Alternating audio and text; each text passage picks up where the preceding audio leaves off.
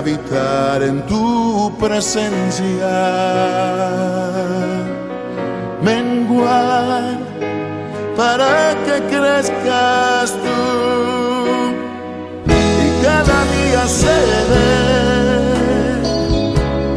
más como tú. Quebranta mi corazón, quebranta mi vida, te entrego mi voluntad a ti. Todo lo que soy, Señor, todo cuanto tengo es tuyo. Yo quiero menguar para que crezcas tú.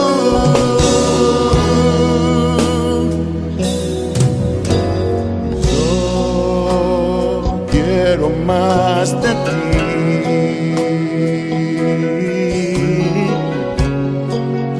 y habitar en tu presencia, menguar para que crezcas tú y cada día seré más como tú.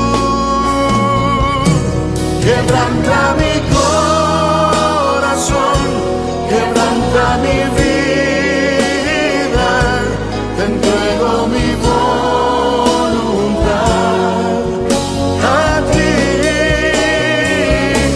Todo lo que soy, Señor, todo cuanto tengo es tuyo.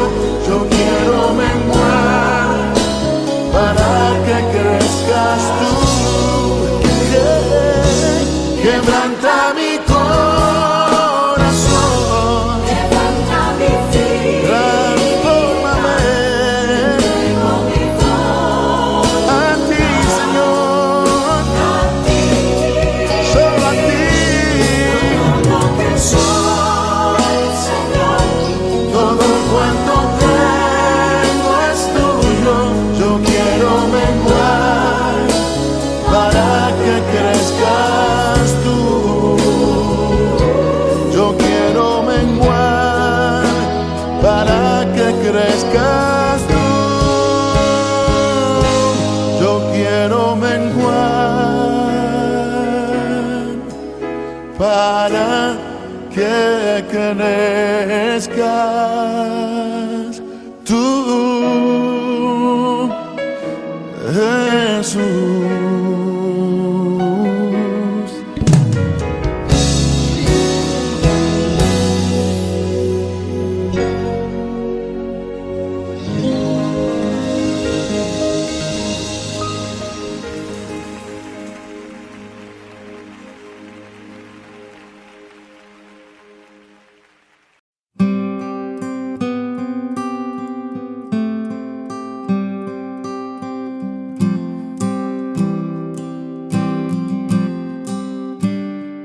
Proverbios capítulo 11. El peso falso es abominación a Jehová, mas la pesa cabal le agrada. Cuando viene la soberbia, viene también la deshonra. Mas con los humildes está la sabiduría, la integridad de los rectos los encaminará. Pero destruirá a los pecadores la perversidad de ellos. No aprovecharán las riquezas en el día de la ira, mas la justicia librará de muerte. La justicia del perfecto enderezará su camino, mas el impío por su impiedad caerá. La justicia de los rectos los librará, mas los pecadores serán atrapados en su pecado. Cuando muere el hombre impío, perece su esperanza, y la expectación de los malos perecerá. El justo es librado de la tribulación, mas el impío entra en lugar suyo. El hipócrita con la boca daña a su prójimo, mas los justos son librados con la sabiduría. En el bien de los justos la ciudad se alegra, mas cuando los impíos perecen hay fiesta. Por la bendición de los rectos la ciudad será engrandecida, mas por la boca de los impíos será trastornada. El que carece de entendimiento menosprecia a su prójimo, mas el hombre prudente calla. El que anda en chismes descubre el secreto, mas el de espíritu fiel lo guarda todo. Donde no hay dirección sabia, caerá el pueblo, mas en la multitud de consejeros hay seguridad. Con ansiedad será afligido el que sale por fiador de un extraño, mas el que aborreciere las fianzas vivirá seguro. La mujer agraciada tendrá honra, y los fuertes tendrán riquezas. A su alma hace bien el hombre misericordioso, mas el cruel se atormenta a sí mismo. El impío hace obra falsa, mas el que siembra justicia tendrá galardón firme. Como la justicia conduce a la vida, así el que sigue el mal lo hace para su muerte. Abominación son a Jehová los perversos de corazón, mas los perfectos de camino le son agradables. Tarde o temprano el malo será castigado, mas la descendencia de los justos será librada. Como zarcillo de oro en el hocico de un cerdo, es la mujer hermosa y apartada de razón. El deseo de los justos es solamente el bien, mas la esperanza de los impíos es el enojo. Hay quienes se reparten, y les es añadido más. Y hay quienes retienen más de lo que es justo, pero vienen a pobreza. El alma generosa será prosperada, y el que saciare, él también será saciado. El que acapara el grano, el pueblo lo maldecirá, pero bendición será sobre la cabeza del que lo vende. El que procura el bien buscará favor, mas el que busca el mal, éste le vendrá. El que confía en sus riquezas caerá, mas los justos reverdecerán como ramas. El que turba su casa heredará viento, y el necio será siervo del sabio de corazón. El fruto del justo es árbol de vida, y el que gana almas es sabio. Ciertamente el justo será recompensado en la tierra, cuánto más el impío y el pecador.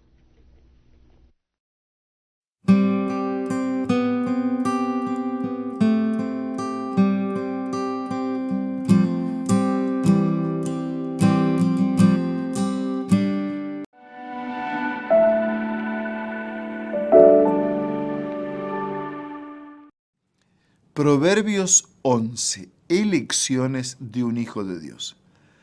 El capítulo 11 de Proverbios consta de muchas instrucciones idóneas para la vida del creyente.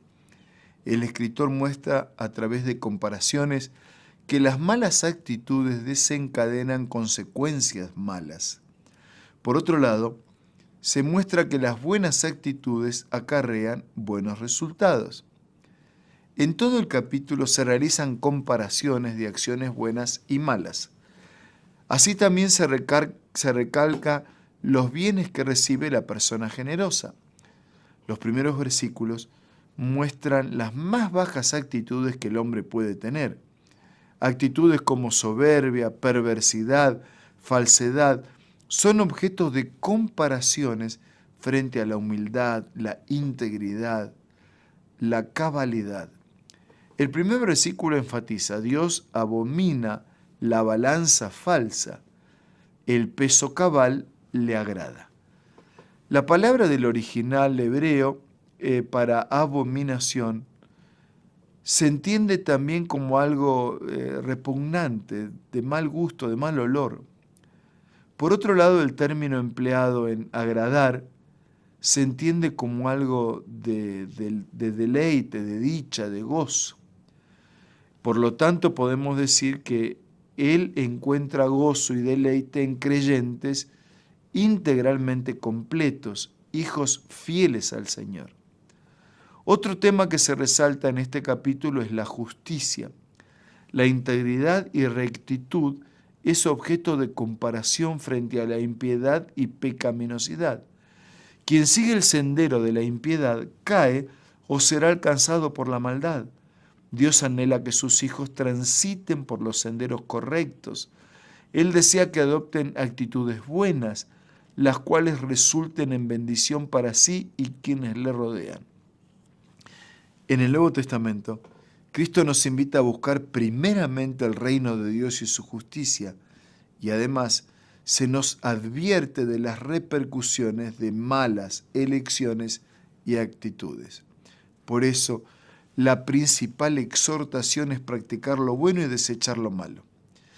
En la tercera parte del capítulo, el autor prosigue enumerando las bendiciones que recibe aquella persona que se inclina por la justicia.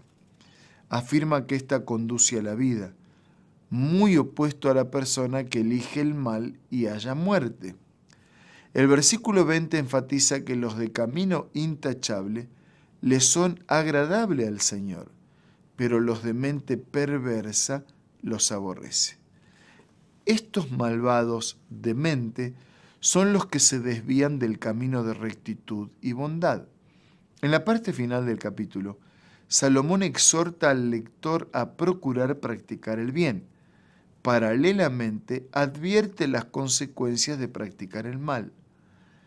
Nos exhorta a no depositar la confianza en las riquezas o en los bienes que perecen.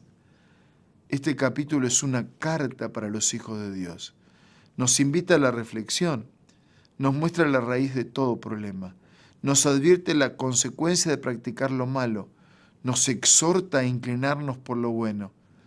En un mundo que ha normalizado el mal, los hijos de Dios somos llamados a marcar la diferencia y mostrar que la sabiduría divina es buena y verdadera. Vamos a orar. Señor, ayúdanos a aferrarnos a la sabiduría divina, no solo porque es buena y verdadera, sino porque es la única fuente de donde apropiarnos para vivir vidas sabias, vidas correctas, vidas íntegras. Bendícenos a todos para que esa sea nuestra experiencia en este día. Oramos, agradecemos en el nombre de Jesús. Amén. Muchas gracias, un abrazo, hasta mañana si Dios quiere.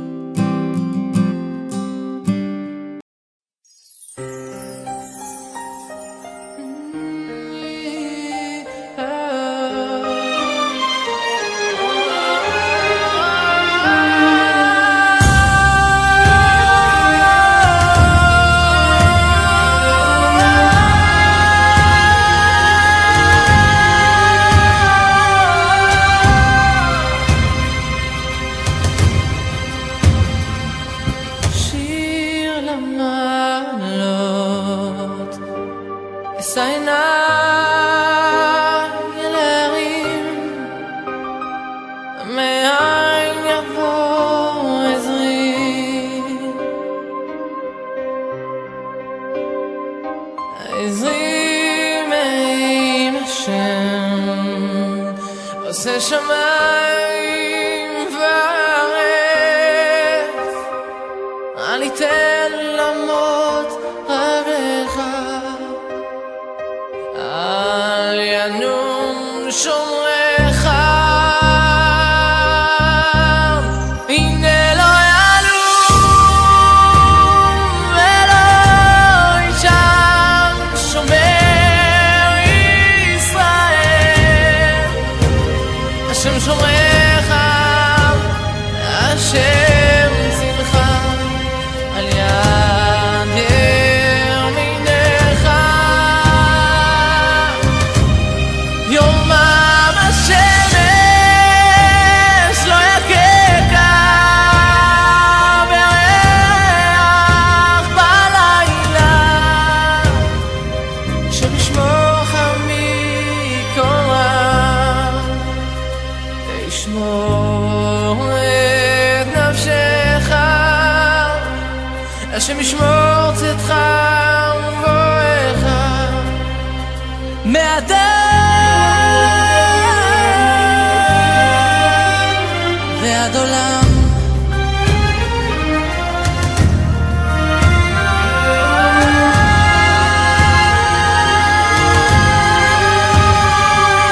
שיר המעלות,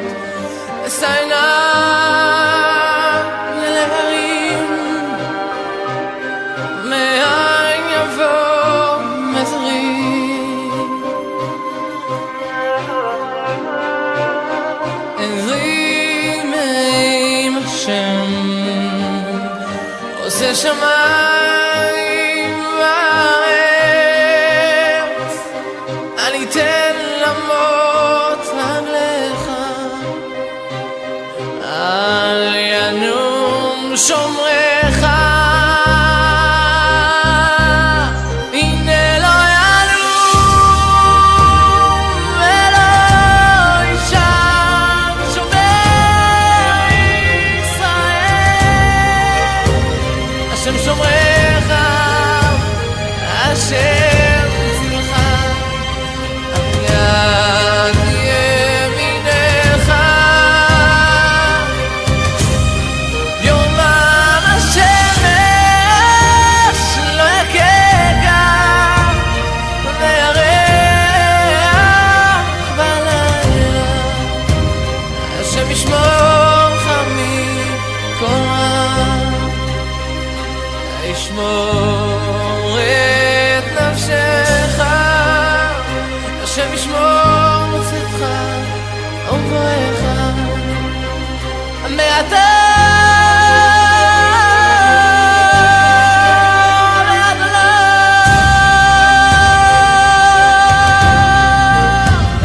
מעתה ועד עולם.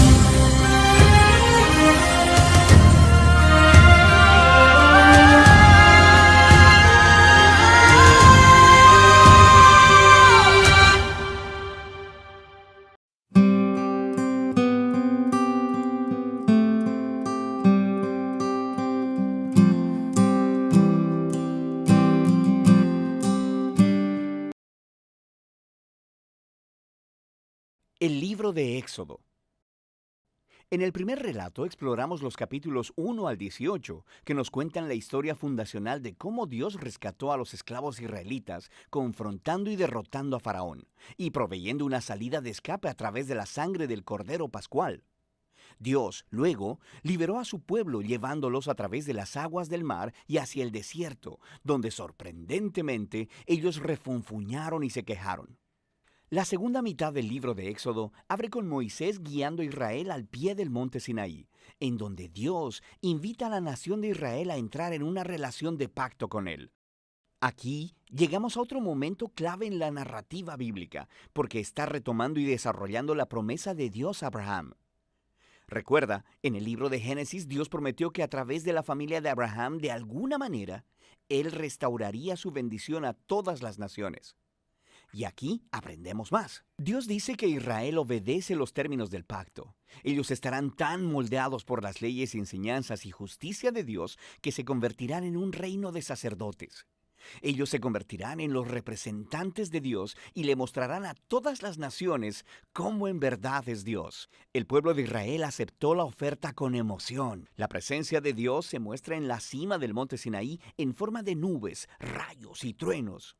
Moisés sube como su representante y Dios empieza con los términos básicos del pacto, los famosos 10 mandamientos. Estos son como los términos básicos del acuerdo sobre cómo los israelitas y Dios se relacionarán entre ellos. Después de esto, viene otra serie de mandatos que explican los primeros 10 con más detalles.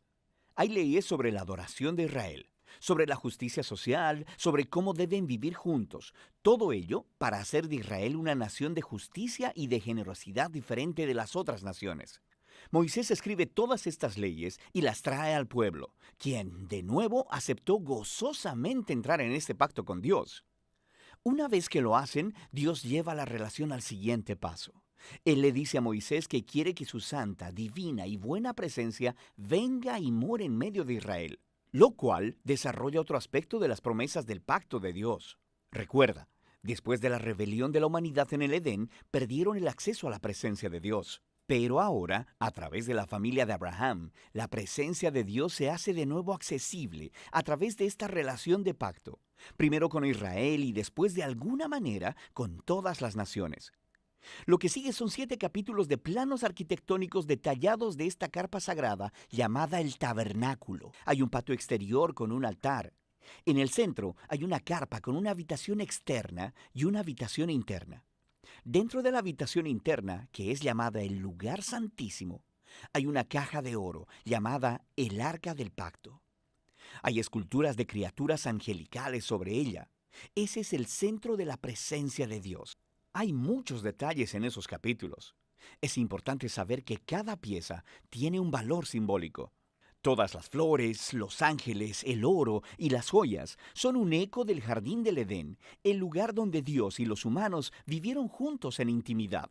El tabernáculo es como un Edén portátil, por así decirlo. Es el lugar donde Dios e Israel pueden vivir juntos en paz, por lo menos en teoría, porque justo aquí algo se pone muy mal. Israel rompe el pacto. Mientras Moisés está en la cima de la montaña, recibiendo los planos para el tabernáculo, abajo en el campamento, los israelitas están perdiendo la paciencia. Ellos le piden a Aarón, el hermano de Moisés, que haga para ellos un ídolo en forma de becerro de oro para poder adorarlo como el Dios que los salvó de la esclavitud en Egipto. La presencia de Dios está justo ahí, en la cima de la montaña. Ellos pueden verla, pero están ahí abajo, rompiendo los 2 primeros mandamientos del pacto que acaban de acordar. No tener otros dioses y no hacerse ídolos. Lo que sigue es muy importante. Dios sabe lo que está pasando allá abajo. Primero invita a Moisés a compartir su propio enojo y dolor. Le dice a Moisés lo que quiere hacer: eliminar a Israel. Pero Moisés intercede apelando al carácter de Dios. Él dice, primero que nada, destruir a Israel significaría retractarte de tus promesas, del pacto con Abraham. Y luego Moisés apela a la reputación de Dios entre las naciones. ¿Qué pensarán si ven que destruyes a tu propio pueblo? Dios acepta la intercesión de Moisés y desiste, aunque sí aplica juicio sobre aquellos que instigaron a la idolatría. Él perdona a la nación completa y promete renovar su pacto. Es en este punto de la historia que Dios, por primera vez, le describe a Moisés su propio carácter. Él dice, el Señor es compasivo y clemente, lento para la ira y grande en su fidelidad al pacto. Él perdona el pecado, pero no tendrá por inocente al culpable. Tenemos esta tensión. Dios es grande en misericordia, pero también, si dice ser bueno, debe lidiar con el mal. Sobre todo, Dios es fiel a sus promesas, aunque esto signifique que sabe que se está comprometiendo con un pueblo que le es completamente infiel. Después de renovar el pacto con Israel, Dios manda a Moisés a construir el tabernáculo. Una vez más, tenemos 5 largos capítulos describiendo en detalle la construcción del tabernáculo. Todo se une en el capítulo final, cuando el tabernáculo es terminado. La divina y gloriosa presencia de Dios viene y se posa sobre la carpa, y nuestras esperanzas son altas. Moisés se dirige hacia la carpa para entrar, y no puede hacerlo. En realidad, no puede entrar, y es así como termina el libro. Es realmente sorprendente, pero no tanto si te pones a pensar. Ahora puedes ver hasta qué punto el pecado de Israel ha dañado su relación con Dios en más formas de las que imaginamos. El libro empezó, recuerda, con la amenaza malvada de Faraón e Israel amenazando la promesa del pacto de Dios. Pero ahora, al final del libro, Israel se ha convertido en su propio peor enemigo. Es su pecado quien está amenazando el futuro del pacto. Así que la pregunta al final del libro es, ¿cómo va Dios a reconciliar este conflicto entre la santidad y la bondad de su presencia con la corrupción pecaminosa del pueblo de su pacto? La solución de este problema es el tema del próximo libro. Por ahora, ese es el libro de Éxodo.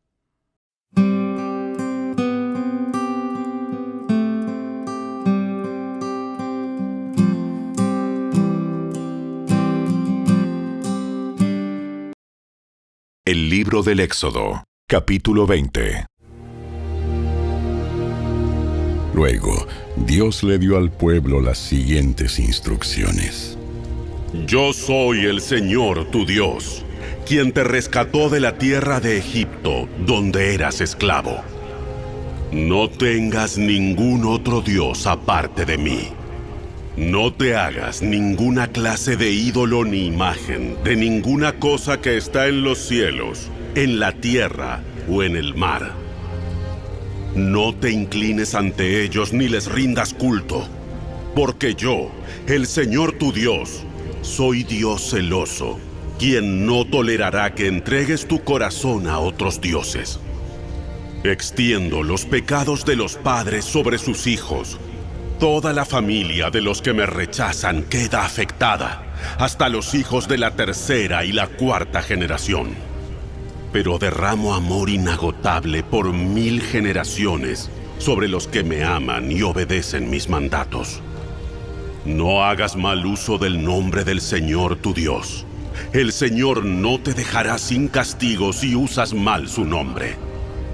Acuérdate de guardar el día de descanso al mantenerlo santo. Tienes 6 días en la semana para hacer tu trabajo habitual, pero el séptimo día es un día de descanso y está dedicado al Señor tu Dios. Ese día, ningún miembro de tu casa hará trabajo alguno. Esto se refiere a ti, a tus hijos e hijas, a tus siervos y siervas, a tus animales, y también incluye a los extranjeros que vivan entre ustedes. Pues en 6 días el Señor hizo los cielos, la tierra, el mar y todo lo que hay en ellos. Pero el séptimo día descansó. Por eso el Señor bendijo el día de descanso y lo apartó como un día santo. Honra a tu padre y a tu madre.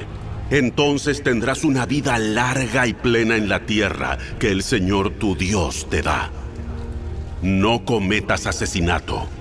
No cometas adulterio. No robes. No des falso testimonio contra tu prójimo. No codicies la casa de tu prójimo. No codicies la esposa de tu prójimo, ni su siervo, ni su sierva, ni su buey, ni su burro, ni ninguna otra cosa que le pertenezca. Cuando los israelitas oyeron los truenos y el toque fuerte del cuerno de carnero, y vieron los destellos de relámpagos y el humo que salía del monte, se mantuvieron a distancia, temblando de miedo. Entonces le dijeron a Moisés: Háblanos tú y te escucharemos. Pero que no nos hable Dios directamente, porque moriremos. No tengan miedo, porque Dios ha venido de esta manera para ponerlos a prueba y para que su temor hacia Él les impida pecar. Así que el pueblo se mantuvo a distancia, pero Moisés se acercó a la nube oscura donde estaba Dios. Entonces el Señor le dijo a Moisés: Dile al pueblo de Israel lo siguiente. Ustedes han visto con sus propios ojos que les hablé desde el cielo. Recuerden que no deben hacer ningún ídolo, ni de plata ni de oro, que compita conmigo. Háganme un altar de tierra y ofrézcanme sus sacrificios, sus ofrendas quemadas y ofrendas de paz, sus ovejas y cabras y su ganado. Constrúyanme un altar donde yo determine que recuerden mi nombre, y allí me presentaré ante ustedes y los bendeciré. Si usan piedras para construir un altar, que sean piedras enteras y en su forma original. No den forma a las piedras con ninguna herramienta, pues eso haría que el altar fuera indigno de un uso santo. No suban escalones para acercarse a mi altar. Si lo hacen, alguien podría mirarles bajo la ropa y ver su desnudez.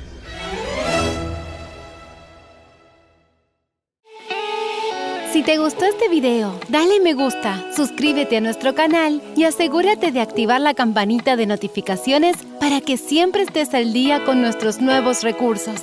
Recuerda seguirnos también en nuestras redes sociales. Descarga ahora mismo la app y escucha la audio Biblia dramatizada en tu celular.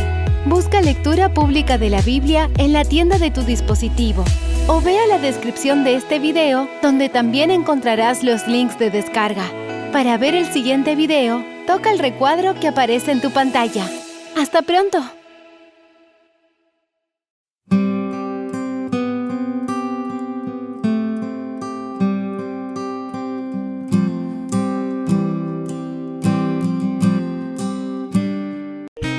Éxodo describe la maravillosa intervención de Dios a favor de su pueblo escogido al librarlo de la esclavitud y su bondadosa condescendencia al realizar un pacto con ellos.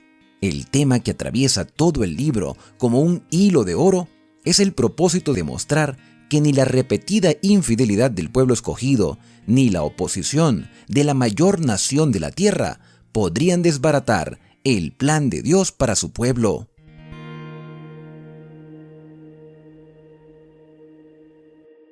Hola, bendiciones amigos del canal Esperanza Digital Estudio, bienvenidos una vez más a nuestro recorrido explicativo por la Biblia. Yo soy Alexander Suárez y hoy hemos llegado al centro del libro de Éxodo, el capítulo número 20. Dios ha liberado a su pueblo de la esclavitud de Egipto después de varias señales, 9 plagas en total, una liberación milagrosa, un cruce por el Mar Rojo, el sustento que Dios le daba a Israel todos los días de agua en la peña y maná que caía del cielo cada mañana, la organización de un pueblo que se propuso públicamente a obedecer el pacto establecido por Dios desde el Edén, también confirmado a Abraham, y en esta oportunidad Dios ratifica su pacto con todo el pueblo de Israel. Ellos decidieron aceptar todas las condiciones del Señor, incluso tener límites y prepararse durante 3 días para escuchar la voz del Señor. El capítulo número 20 está dividido en 2 partes. La primera parte presenta las declaraciones directo de la boca de Dios y la segunda la reacción del pueblo al escuchar la voz del Señor. El versículo número 1 de este capítulo nos presenta que Dios habló estas palabras. No fue Moisés. Esto es importante entenderlo, porque Dios iba a proclamar audiblemente a todo el pueblo de Israel las declaraciones de los 10 mandamientos. Esos mandamientos que en algún momento serían escritos en tablas de piedra y entregados a Moisés como un testimonio y recordativo que permitía al pueblo de Israel tener un estilo de vida diferente al resto del mundo. Sin embargo, el Señor reveló no solo en su tremenda majestad como juez y legislador, sino también como compasivo guardián de su pueblo. En las palabras, yo soy Jehová tu Dios que te saqué de la tierra de Egipto, de casa de servidumbre, aquel a quien ya conocían como su guía y libertador, quien los había sacado de Egipto abriéndoles un camino en el mar, derrotando al faraón y a sus huestes, quien había mostrado que era más grande que los dioses de Egipto, era el que ahora proclamaba su ley. Dios mismo habló al pueblo. La ley no se proclamó en esta ocasión para beneficio exclusivo de los hebreos. Dios los honró haciéndolos a ellos guardianes y custodios de su ley, pero debían tenerla como un santo legado para todo el mundo. Los preceptos del Decálogo que vamos a estudiar el día de hoy se adaptan a toda la humanidad y se dieron para la instrucción y el gobierno de todos. Son 10 preceptos breves, abarcantes y autorizados, que incluyen los deberes del hombre hacia Dios y hacia sus semejantes. Y todos se basan en el gran principio fundamental: amarás al Señor tu Dios con todo tu corazón, con toda tu alma, con todas tus fuerzas y con toda tu mente, y a tu prójimo como a ti mismo. Estas declaraciones de Jesús en Lucas capítulo 10 versículo 27 fueron también proclamadas en Deuteronomio capítulo 6 y Levítico 19. En los 10 mandamientos de Éxodo 20 se presentan los principios que se expresan en detalle y se presentan en forma aplicable a la condición y circunstancia de toda la humanidad en todas las épocas. Mis queridos amigos y amigas de Esperanza, los 10 mandamientos que fueron proclamados por el Todopoderoso en el monte Sinaí aún están vigentes. Son para nosotros.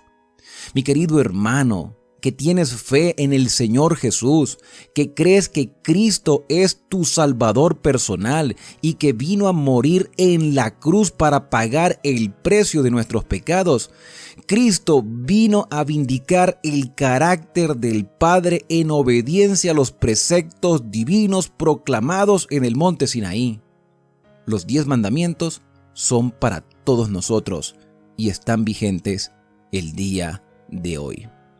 Y dice el versículo número 2, yo soy el Señor tu Dios, que te saqué de Egipto de casa de servidumbre. Dios le recuerda a su pueblo que eran esclavos, ahora son libres, libres para obedecer, libres para adorarlo, libres para presentar un sacrificio agradable a Dios, santo y bueno. El versículo 3 expresa: no tendrás otros dioses delante de mí. En este primer mandamiento, el Señor, el Eterno, el que posee existencia propia, el no creado, el que es la fuente de todo y el que lo sustenta todo, es el único que tiene derecho a la veneración y a la adoración suprema. Se prohíbe al ser humano dar a cualquier otro objeto el primer lugar de sus afectos y de su servicio. Cualquier cosa que nos atraiga y que tienda a disminuir nuestro amor a Dios o que impida que le rindamos el debido servicio, entonces eso será para nosotros un Dios. Y el Señor dice: no tendrás dioses ajeno delante de mí. El versículo número 4 también expresa: no te harás imágenes de ninguna semejanza de lo que está arriba en el cielo, ni abajo en la tierra, ni en las aguas debajo de la tierra. No te inclinarás a ellas, ni les rendirás culto, porque yo soy el Señor tu Dios, un Dios celoso, que castigo la maldad de los padres sobre los hijos, hasta la tercera y hasta la cuarta generación de los que me aborrecen. Versículo 6. Pero muestro misericordia por 1000 generaciones a los que me aman y guardan mis mandamientos. Este segundo mandamiento prohíbe adorar al verdadero Dios mediante imágenes o figuras. Nótese la diferencia entre el primer y el segundo mandamiento. El primero es: no tengas otros dioses delante de mí. Y el segundo es: no me adores con imágenes. Podemos creer en el único Dios creador, pero Él prohíbe hacer figuras o imágenes de la deidad.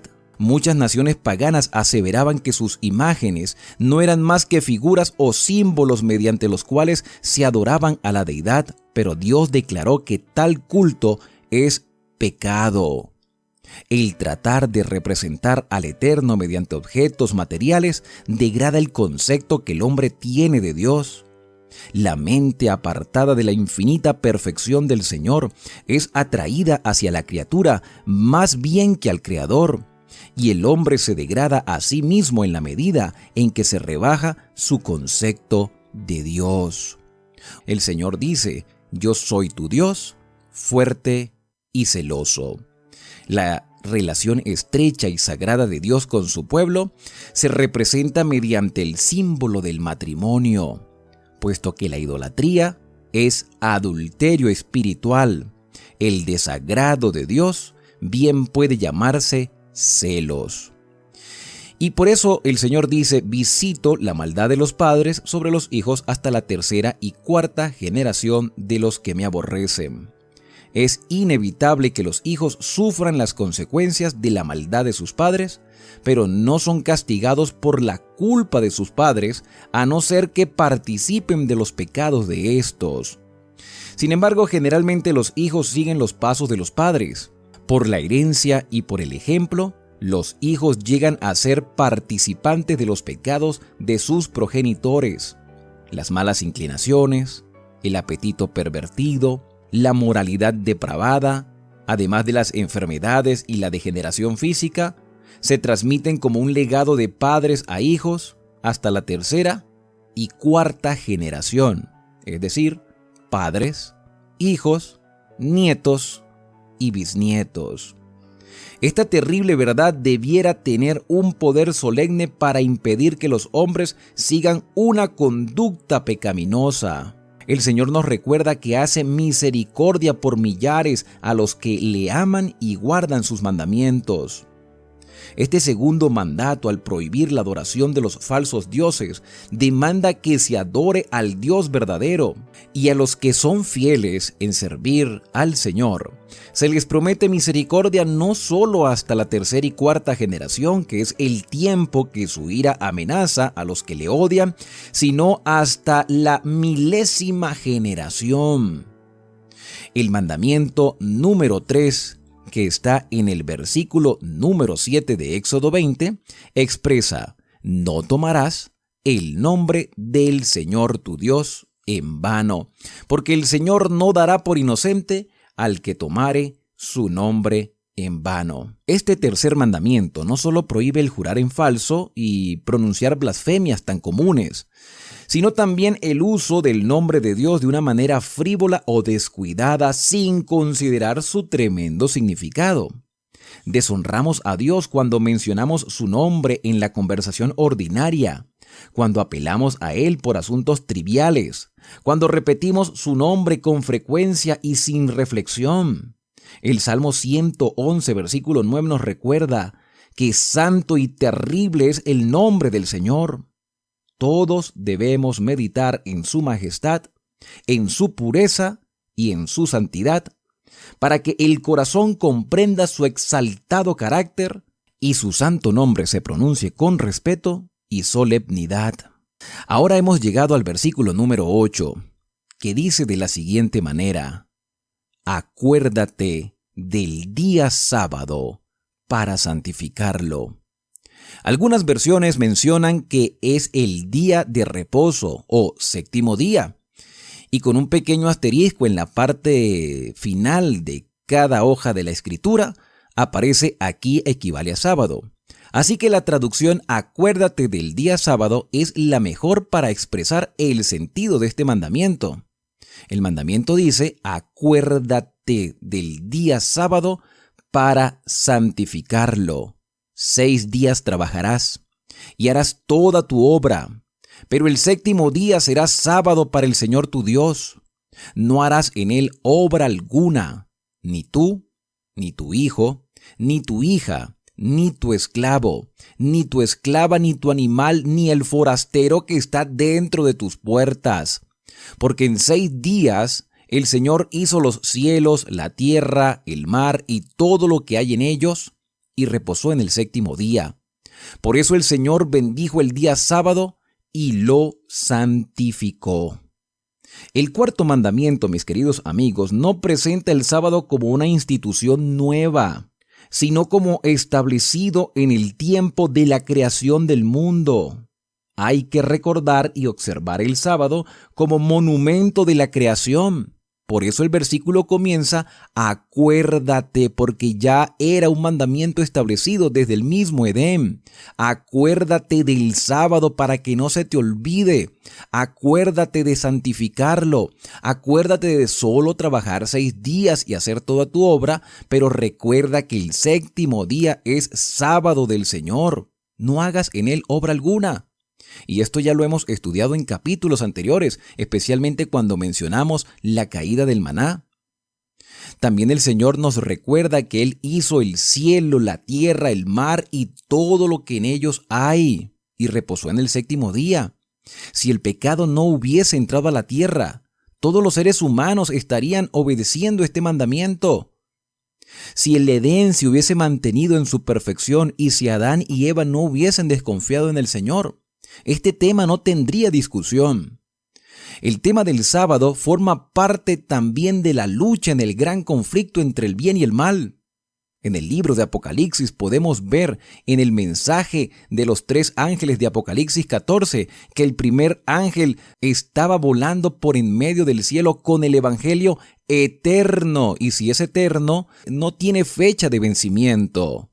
Y este evangelio eterno era para ser predicado a todos los moradores de la tierra, a toda nación, a toda tribu y a todo pueblo, diciendo a gran voz: temed a Dios, respetad a Dios y dadle gloria, porque la hora de su juicio ha llegado, y adorad a aquel que hizo el cielo, la tierra, el mar y las fuentes de las aguas. En otras palabras, adora al Creador. El mensaje del primer ángel tiene implícito el respeto a Dios en adoración correcta, santificando el día sábado, día que el Señor apartó desde el mismo Edén, donde no había pecado y todo era bueno en gran manera. Al señalar a Dios como el Creador de los cielos y de la tierra, el sábado distingue al verdadero Dios de todos los dioses falsos. Todos los que guardan el séptimo día demuestran que al hacerlo son adoradores del Dios Todopoderoso Creador. Así el sábado será la señal de lealtad del hombre hacia Dios mientras exista en la tierra un pueblo que le sirva.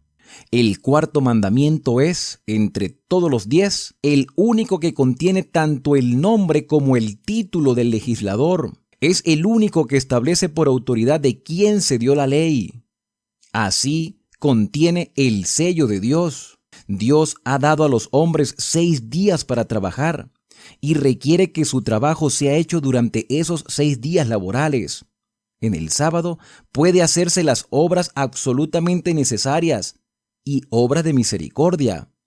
A los enfermos y a los dolientes hay que cuidarlos todos los días, pero se ha de evitar rigurosamente toda labor innecesaria. En el libro del profeta Isaías, en el capítulo 58, versículo 13, podemos leer: si retraes del sábado tu pie de hacer tu voluntad en mi día santo, y lo llamas delicia, santo, glorioso de Jehová, y lo veneras, no andando en tus propios caminos, ni buscando tu propia voluntad.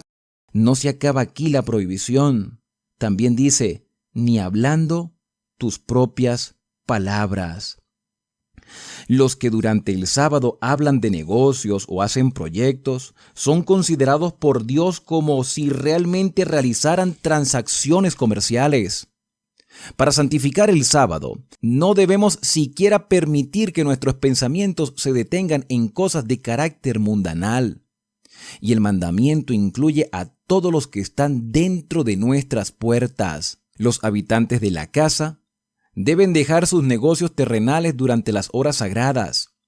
Todos deben estar unidos para honrar a Dios y servirle voluntariamente en su santo día. Esa es la verdad. Eso es lo que el Señor ha revelado para nosotros. Y aunque muchos cristianos no le prestan atención a este mandamiento, el sábado sigue siendo el día del Señor. Sería interesante más adelante nosotros estudiar cómo fue que el domingo llegó a tomar el lugar del sábado, por lo menos en la mente de muchas personas. Pero Dios, que no se equivoca, aún nos recuerda que el sábado es el día que Él apartó desde la creación del mundo. Estos primeros 4 mandamientos tienen que ver con nuestra relación con Dios. A partir del versículo 12, entramos al 5º mandamiento, que tiene que ver con la relación con nuestros semejantes. El mandamiento dice así: honra a tu padre y a tu madre para que tus días se prolonguen sobre la tierra que el Señor tu Dios te da. Este 5º mandamiento sostiene que se debe a los padres mayor grado de amor y respeto que a ninguna otra persona. Dios mismo, que les impuso la responsabilidad de criar las almas puestas bajo su cuidado, ordenó que durante los primeros años de la vida los padres estén en lugar de Dios respecto a sus hijos. El que desecha la legítima autoridad de sus padres, desecha la autoridad de Dios. El 5º mandamiento no solamente requiere que los hijos sean respetuosos, sumisos y obedientes a sus padres, sino que también los amen y sean tiernos con ellos, que alivien sus cuidados, que escuden su reputación y que los ayuden y consuelen en su vejez.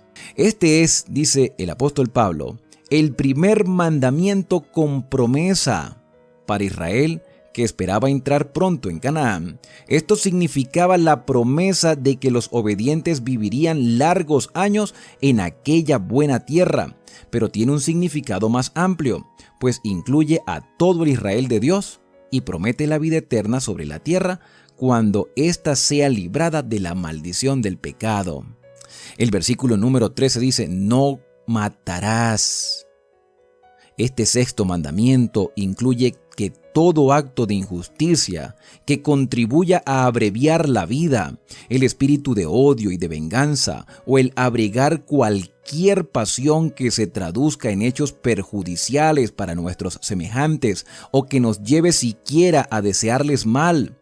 Dice el apóstol Juan en su primera carta, capítulo 3, versículo 15, que cualquiera que aborrece a su hermano es homicida. Esto incluye que todo descuido egoísta que nos haga olvidar a los menesterosos y dolientes, toda satisfacción del apetito o privación innecesaria o labor excesiva que tienda a perjudicar la salud, todas estas cosas son en mayor o menor grado violación del sexto mandamiento. El versículo número 14 presenta al séptimo mandamiento y dice, no cometerás adulterio. Este mandamiento no solo prohíbe las acciones impuras, sino también los pensamientos y los deseos sensuales y toda práctica que tienda a excitarlos. Exige pureza no solamente de la vida exterior, sino también en las intenciones secretas y en las emociones del corazón. Cristo, al enseñar cuán abarcante es la obligación de guardar la ley de Dios, declaró que los malos pensamientos y las miradas concupiscentes son tan ciertamente pecados como el acto mismo.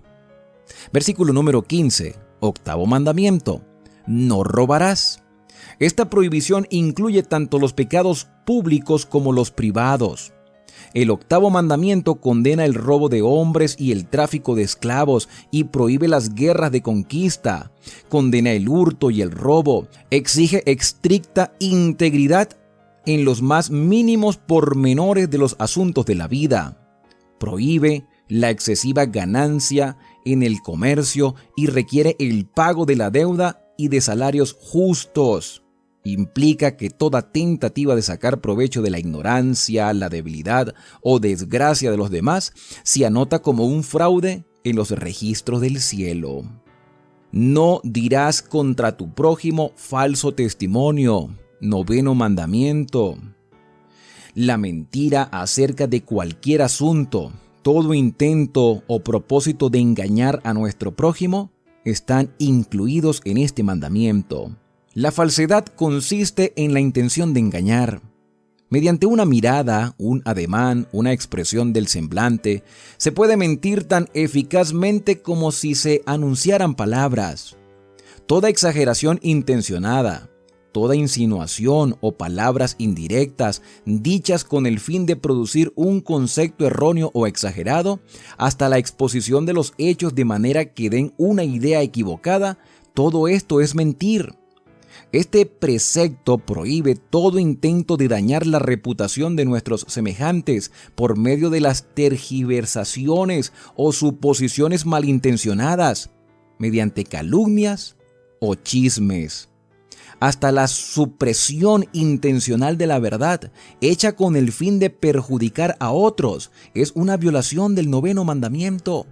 Por último, el versículo 17 muestra el décimo mandamiento.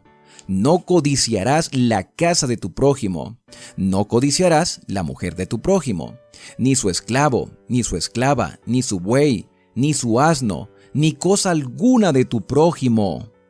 Este mandamiento ataca la raíz misma de todos los pecados al prohibir el deseo egoísta del cual nacen los actos pecaminosos. Estos fueron los sagrados preceptos del Decálogo, pronunciados entre los truenos y las llamas, y en medio de un despliegue maravilloso del poder y de la majestad del Libertador. Dios acompañó a la proclamación de la ley con manifestaciones de su poder y de su gloria, para que su pueblo no olvidara nunca la escena y para que abrigara profunda veneración hacia el autor de la ley, el creador de los cielos y de la tierra.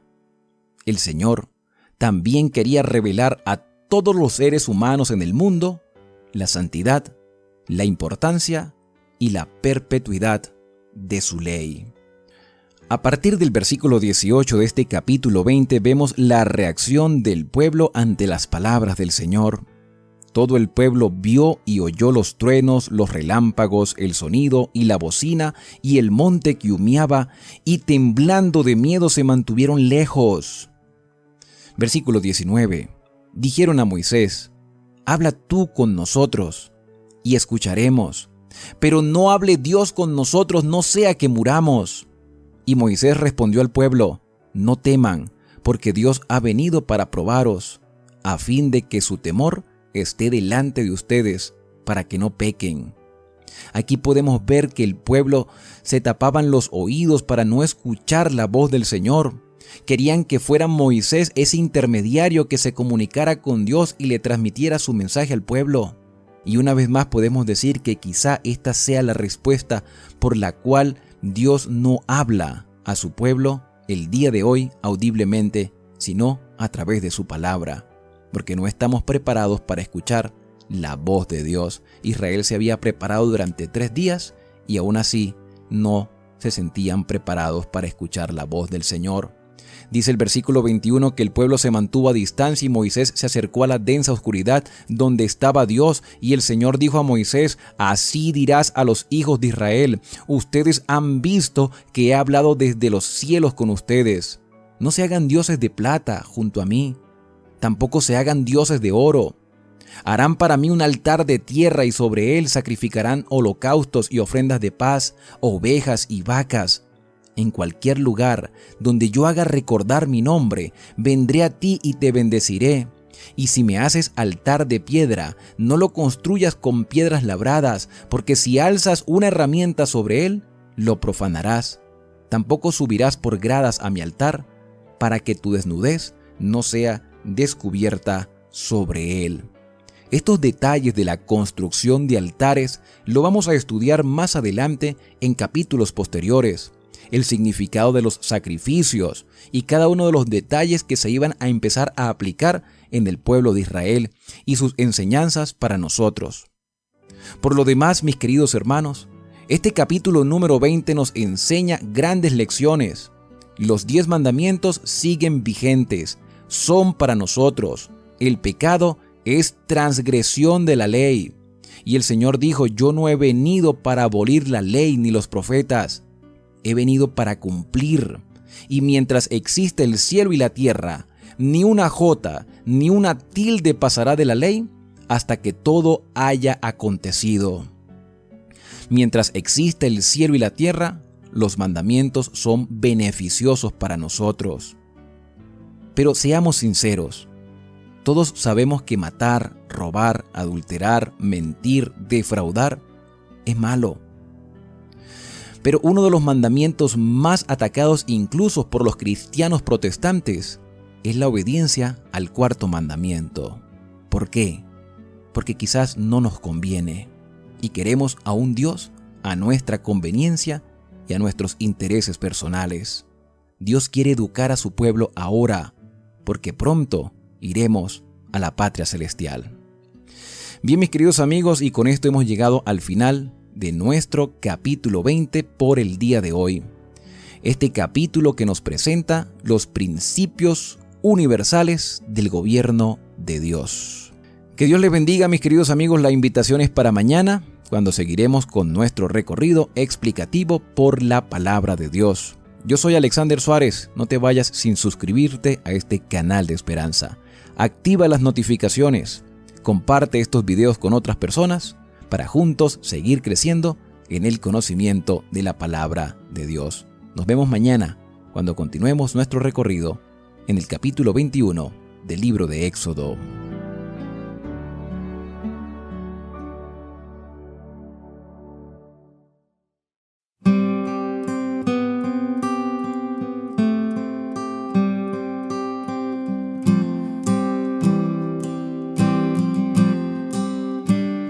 Capítulo 20. Y habló Dios todas estas palabras diciendo, Yo soy Jehová tu Dios, que te saqué de la tierra de Egipto, de casa de servidumbre. No tendrás dioses ajenos delante de mí.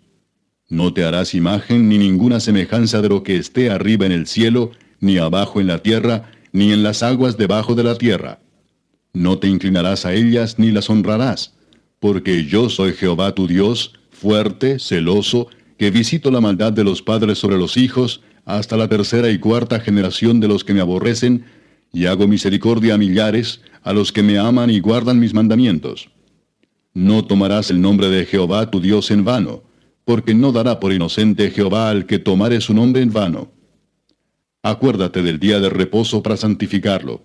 6 días trabajarás y harás toda tu obra, mas el 7º día es reposo para Jehová tu Dios.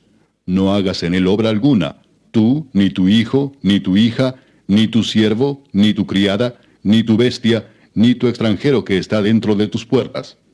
Porque en 6 días hizo Jehová los cielos y la tierra, el mar y todas las cosas que en ellos hay, y reposó en el 7º día. Por tanto Jehová bendijo el día de reposo y lo santificó. Honra a tu padre y a tu madre, para que tus días se alarguen en la tierra que Jehová tu Dios te da. No matarás. No cometerás adulterio. No hurtarás. No hablarás contra tu prójimo falso testimonio.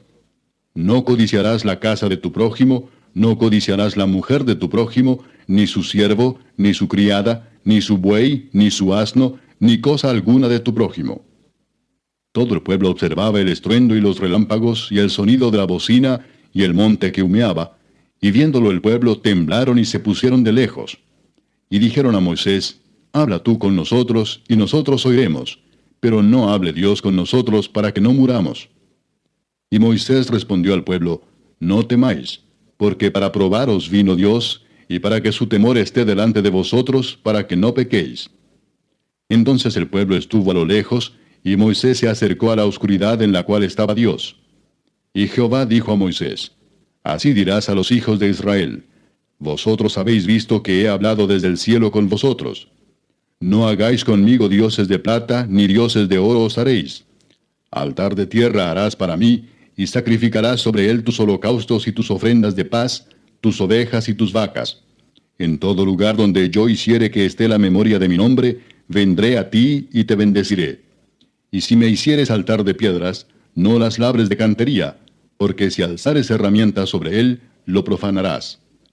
No subirás por gradas a mi altar, para que tu desnudez no se descubra junto a él.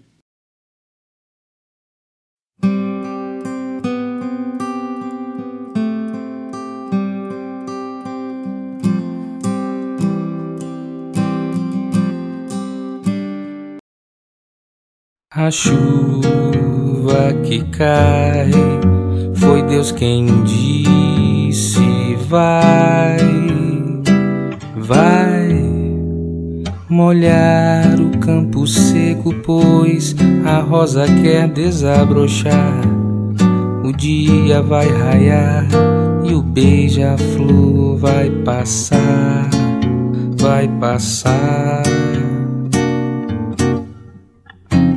Se Deus cuida da erva e dos pássaros assim, então quanto a mim, basta acreditar que Deus tem pra derramar aos filhos o melhor Ele quer dar, abençoar. Teu gesto tão belo demonstra amor. Dá-me mais fé, meu bom Senhor. Teu gesto tão belo demonstra amor. Dá-me mais fé, meu bom Senhor.